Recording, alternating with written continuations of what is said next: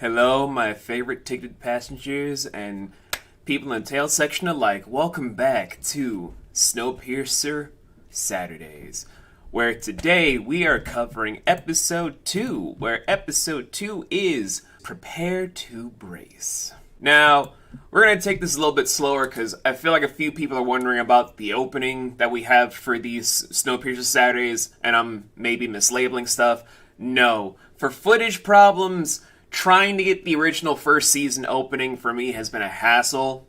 So me and my main editor, Nick, just kind of settled on finding one of the openings from TNT that didn't have the logo or any sort of weird rendering issues that we had for trying to get the footage. There was a lot of moving parts that made getting it a huge hassle. Now we gotten that out of the way, let's jump into how episode kicks off with bit of overhead narration from Josie as she's going over a few of the overall tension that's still being built up from episode 1.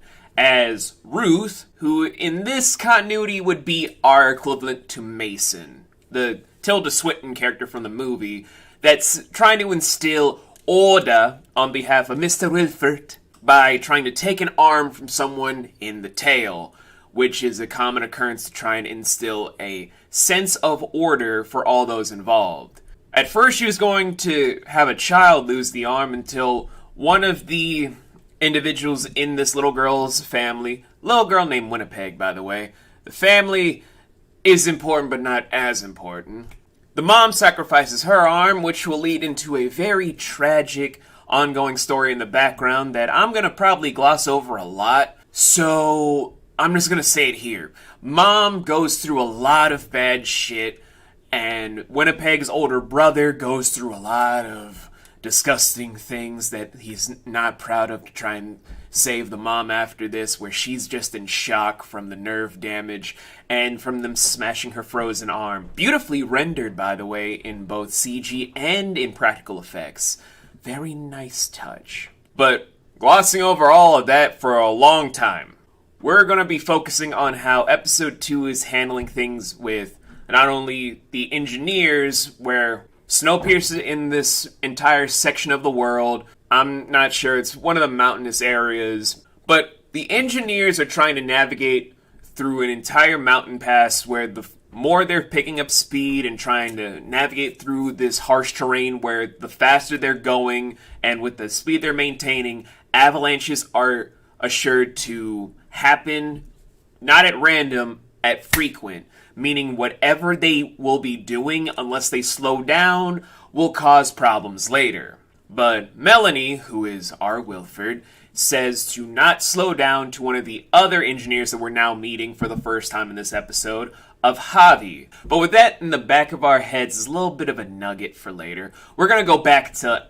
Andre Layton, as we're going to be trying to focus on who is the killer in Third Class. Who is the one that is chopping up bodies and dicks off? And we're going to first go into it with his partner of the day from Lee Brakeman Roche, introducing for us in this episode, since I didn't do in the first episode, Brakeman Till. Till holds a grudge to Layton because of episode 1, where she was not only kind of aggressive towards Layton overall, but also in order to save her from the rebellion that happened where she was held hostage, he had to hit her in order to save his friends, who are now in the drawers, as promised, to kind of set up a later event in the series. But now they're going to be traversing through the Third Class to get a little bit of some notes here and there, by first going to a tunnelman named Jack. And Jack's just giving the whole spiel I gave to you guys before about finding someone in a tight, enclosed space, no arms, no legs, and no genitals. As well as Layton trying to understand the complexities about how far the tunnel system for it, if you would, for the undercarriage of the train. Not the undercarriage where the rails are, but undercarriage to where you get to see the tube mechanisms, all the gears, and even some stuff with the boiler system, even some AC units to keep up with actual cold air registries, and some frozen units that aren't connected with AC stuff. And even trying to understand the checkpoints to, on the surface, trying to understand who could access all the tunnel systems, who could go through all this stuff to try and hide a body, but we all know it's to help with the real revolution that's on the horizon, that real rebellion. But we're gonna table that for now, because we gotta talk about First Class for the first time. Now, glossing over a bunch of stuff from last episode means that this is gonna be a longer episode, meaning I'm gonna be filming in spurts, because I'm not only trying to wake myself up because I had to first watch the footage at 7:42 a.m. on a Saturday, but I'm rewatching it now at 8 a.m. So now we're trying to break it down bit by bit. So here we go! In First Class, we have the committee heads, which are the Folgers. The Folgers are an elitist family, white, who are kind of trying to put their foot down about what they feel like is just and how they should have a say in all the matters and why they should speak on Wilfred's behalf because they are head of First Class committee in the tribunal. And all this sort of stuff because they want to instill that they are the just people that can oversee all individuals. Swedish, Asian, Hispanic, black, white privilege, to try and make sure that everyone knows that they're in complete control. Except for LJ. LJ's a whole different thing. LJ is just like, she wants fun. She wants to just do what she can and live life how she wants to live it. And you know, I'm gonna say it right now, LJ is one of my favorite characters. We're gonna get to why later. But this unease is starting to slightly unravel a few things that are going to be progressing throughout the series for at least the first season, to where First Class is going to be hammering down on Melanie a lot more, to where even though Ruth is trying to quill certain stuff with her own stuff since she's in hospitality as well as one of the ears for Wilfred, nothing is as it seems. The undertones of tension and mistrust and deception and wrongful discretion about upheaval is very prevalent in the air. There is no shortage of subterfuge from any person in First Class that's going to be within the Folgers camp. Even their bodyguard, whose name I forget because he's not that important to me, is just going through a lot of different motions to encapsulate why this mystery would have been a lot more poignant if it lasted a lot longer. In any event, though, we're going to have to table First Class for right now because we got to start preparing to go into the night car.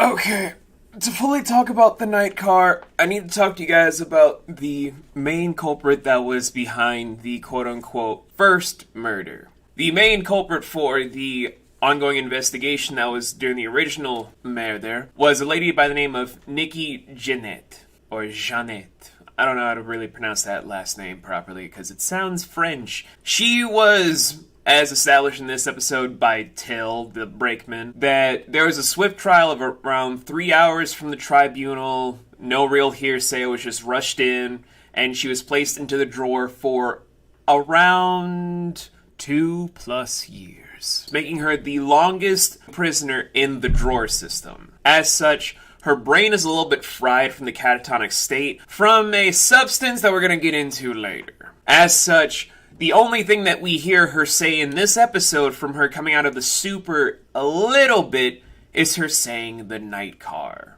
Now, the night car proper is basically a slight little nightclub piano lounge-esque area. You can go there, you can vibe with some music from the epitomous lady of the car herself, of Miss Audrey. Miss Audrey will give you the finest tunes, the greatest booze that you can find from the old world, and make sure that you're feeling ever so enticed and ever so thriving by your senses to give you that whole nice little serotonin that you're looking for, the nice euphoria you've been craving in your bloodstream. As such, we are then given a slight taste into why the third class is given a lot more leeway into the whole class system over the tail, from what they can offer from both business, pleasure, and resources. So what does that mean for the investigation for Layton? Well, we found a little bit more stuff about the epitomous second victim of Sean Wise. Sean was basically an informant for Mr. Wilfred, where all that he did was read about certain information that Wilfred was desperately craving because he demands eyes and ears at all times. And from there, Sean was given special privileges, like procreation rights. And Sean, being the now former lover of Andre's ex-wife of Zara, was going to start a family with Zara if all things went according to plan. Evidently, they didn't. But during this whole time when Andre is trying to do some stuff while talking to Miss Audrey and then later talking to Zara, we have a few bits of a flashback behind what the relationship was like before the fallout from the Earth becoming a frozen apocalypse, from humanity being like, well, we could stop greenhouse gases with this agent. Oh, shit! It's the Ice Age. In any case, from there, when we see how sweet their beginnings were when Layton became a detective and was ever so happy with Zara, and then later proposing to her post-coital and trying to do so with donuts, they then decide to do the train yard smash, if you will. It was an absolute bash. Anyway, from that whole entire bits and pieces for the investigation, we're then finally treated to our first autopsy, which apparently hasn't happened on this train in I don't know how long. First time in 7 years they're using medical information to uncover a murder? I know, seems very shocking. But because Layton is one of those people that's actually going to go there for certain things involving why people would be doing certain actions like cutting off limbs and genitals, he then brings up the obvious thing that would be the first point of intrigue for people to understand: cannibalism. From there, he draws parallels to when Till earlier in the episode was trying to order beef noodles within the third-class cars. A common dish for lunchtime stuff. It's basically just ramen, but with actual beef strips. But allegedly either using resources of cow meat or actual human meat. And then Till wants to disregard all that, trying to say stuff about rumors about how the tail section used to eat people, which Layton confirms it was not a rumor, but we're gonna get to that story in a later episode when we start going through more flashbacks of the train, because it's not really prevalent right now to why Layton's telling the story. It's more or less giving the full-blown layout to what we're gonna be going into next. Now, Layton automatically brings up the point that the butchers would probably be the best point of contingency to look into how they could do clean cuts for the arms and the legs and genitals. From there, we have to go through a small bit of stuff of they can't get this information because they need a notary, they need to basically have a warrant for anyone that's trying to figure out what that's supposed to mean. And then we finally get payoff to why Melanie should have thought stuff through when Javi told her to reduce speed on the train from the terrain that they're traversing against. Now, for an entire ecosystem to work, for anything involving resources or having any sort of good management materials for what you need done for a ongoing adventure with people, you need to make sure all of your supplies are taken care of, all of your whole entire containment units aren't compromised, and everything still works according to plan without any sort of issue. And because Melanie wanted to disregard it for power's sake, we have to witness the entire destruction of, I would estimate to say, 22, if not 24 bovine specimen and a few butchers, as well as an entire field of manure and methane farms just eradicated from when the avalanches from Snowpiercer Speed pierce through the windows and have a sheer wind automatically freeze stuff over. Like, the Kelvin/Celsius ratio is insane if you wanted to do stuff on a mathematical standpoint. Which I am not going to do, because fuck that. But I will say that whole flash freezing was truly astonishing to see it in slow motion, because I can imagine from the velocity as well as from the trajectory of how stuff was going and how freezing cold the temperatures were, to where if you were to stick someone's arm through an entire socket from earlier, and it only takes, I would say, around 6 to 10 minutes to freeze over just one appendage. Yeah, that was some agonizing sheer winds and frost that truly did a number on a lot of different factors. So, yeah, the bovine population is gone, and Melanie's in a bit of a tight spot. So, what do you think that means? So, with them losing their meat supply, as well as losing a bunch of stuff that they would need for extra avenues of power, Melanie first needs to do damage control, where after Ben and Javi already see how bad the damage is, as well as how hard the turbulence was to have knocked a bunch of people around to cause said mishap to happen, or other mishaps that may or may not come to play later. And even going into stuff that was from the medical bay, trying to make sure that Nikki was going to have a better recovery process. We have a bunch of issues to dissect. Firstly, trying to make sure there's no further damage means we have to reduce power, meaning we need to relegate who gets power and why. Firstly, first class is not going to have jacuzzis. Oh, woe is me. But the biggest person to get hit by that is the tail. Why? 'Cause fuck them, that's why. And from there, it's also them trying to relegate how to use water, because they need to make sure water is circulating for all the classes. First class is omitted because it's first class. The elitist, we gotta eat the rich. But the second and third, they get a little bit of some leeway, because they have some services. Some of it being hospitality, some of it being chefs, some being, of course, tunnelmen, others being, of course, people working the night call.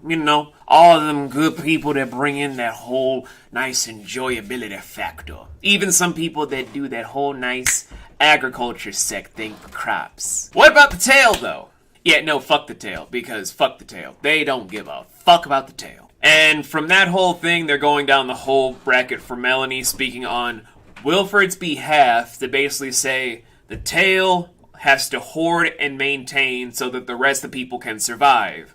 The basic way that any society will say that the poor and impoverished or the disenfranchised can go through a bunch of stuff with hardships, inopportune moments within history, or even just the smallest bits of just being treated like a human being, to then be relegated to just suffering so that the higher tier people of like upper middle class, actual high tier first class, and upper first class, because there is a difference, to thrive more so. And that's still the commentary that is so prolific.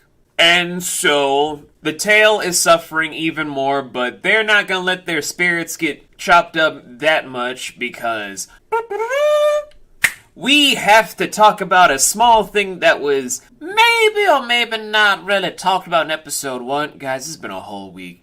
Give me some slack. To where apprenticeships are starting to go into play. And from there, they're going to be taking children from the tail to start getting an education to start working for the train directly. But as it stands for right now, they're trying to pick out all the people that actually would qualify for an apprenticeship for the children, where we get 2 characters that don't really matter right now because they're just characters to fill in the plot. But the main character of note that's picked for apprenticeship is Miles and Miles, where Miles, having his foster parents of Josie and Andre trying to teach him a bunch of stuff so he would be smart as a whip, be on the ball, be a great listener, and a great tactician for later on for the rebellion, honestly keeps up to date about what he wants to do, how to go about it, and has a keen intellect to where he could honestly go from just being in the classroom 1 minute to potentially being an engineer, being at the very front of the train to have all the information that he would require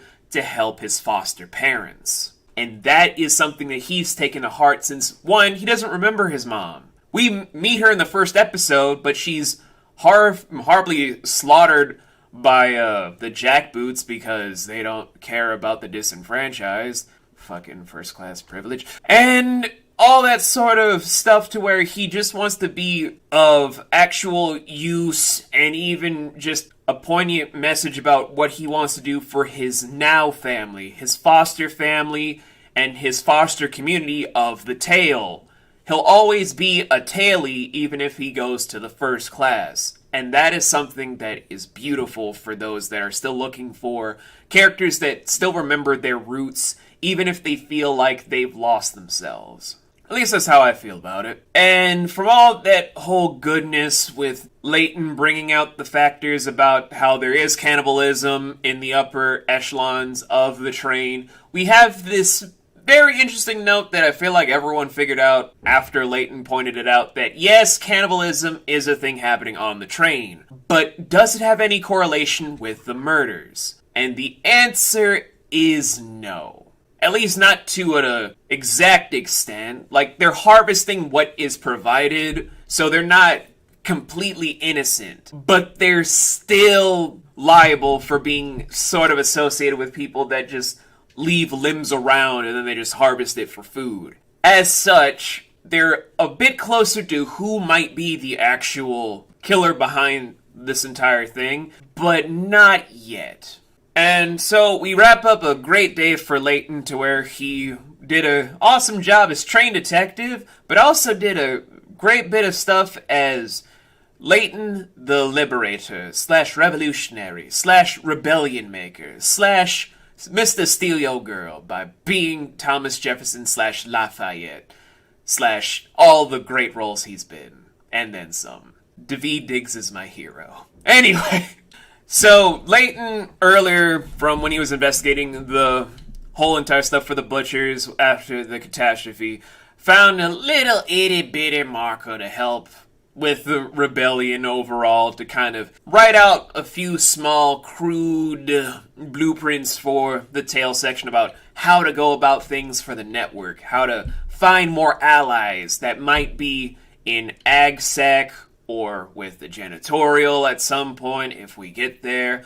Any of the people that are in third class that really want to have a change, because Nightcar doesn't seem that keen on Mr. Wilford right now. And even at some brakemen that might want genuine change if they actually are in the force. But lo and behold, even when Layton's trying to do the smart thing by laying out a small breadcrumb for the tail and then be a distraction, it doesn't go well. Nothing goes well when it comes to the initial plans for Andre and Melanie, and that's something that's a parallel to both of them. They are both trying to do what they feel like is right, but nothing is going to go right if they keep going about it haphazardly and without full-blown thought. It's a good thing to have the intention of others thought out perfectly, but it's a different thing when you're doing the machinations to follow through with them and make sure everyone gets what they need. As such, we end the episode where we finally have another face-to-face moment with Melanie and Andre, two differentiating ideals about what is just and what is right for the train, where is the true balance of the ecosystem of the train, and how to go about things in a just manner for all involved. Melanie trying to keep the facade, of course, of being Mr. Wilford, how things should go, how people should feel grateful, and why people should honestly not take anything for granted because of how the system is in place. And Andre, in contrast, is trying to point out the hypocrisies, the darker natures, as well as the folly that comes from Melanie's system because they don't really have a balance. They're mindless animals going through the phases, relying on a class system that's dictating what they can and cannot do without real order, without a true shepherd. Because without true balance, all you have is disguised chaos. And disguised chaos is not a society. They follow blindly because they believe in what their class system truly is, and therefore, they need nothing else. They have their order, whether or not it's just. However, the disenfranchised, which Layton points out, already discovered their order. They know what to do, how to organize, be a real unit, have true peace even though they have small disputes. No one is truly at each other's throats.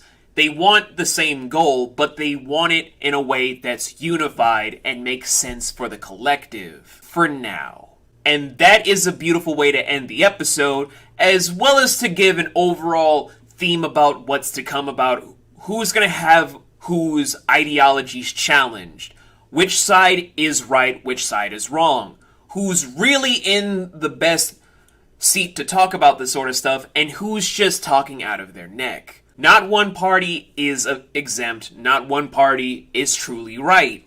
And that's a great thing for why episode 2 does a great way to emphasize the messages, themes, and overarching stories that are building from what was introduced in episode 1. Not a lot of shows do that, to where after the first episode is concluded, you get that sort of thing, whether it's episodic or what I did for Merlin Weekly, where certain stuff just happened for theming. It's a different beast entirely when you get one small thing on one spectrum to give you an overarching narrative to tell you the best points of what's to come, and then on the other hand, giving you stuff of just nuggets for what would be future developments without true payoff unless you're fully paying attention and taking notes. As such, you're then given a small little catch-22 about what you want to love, what you want to hate, and how to truly go about it in a manner that fits you, the viewer. And from that whole notion is where we're going to end off today.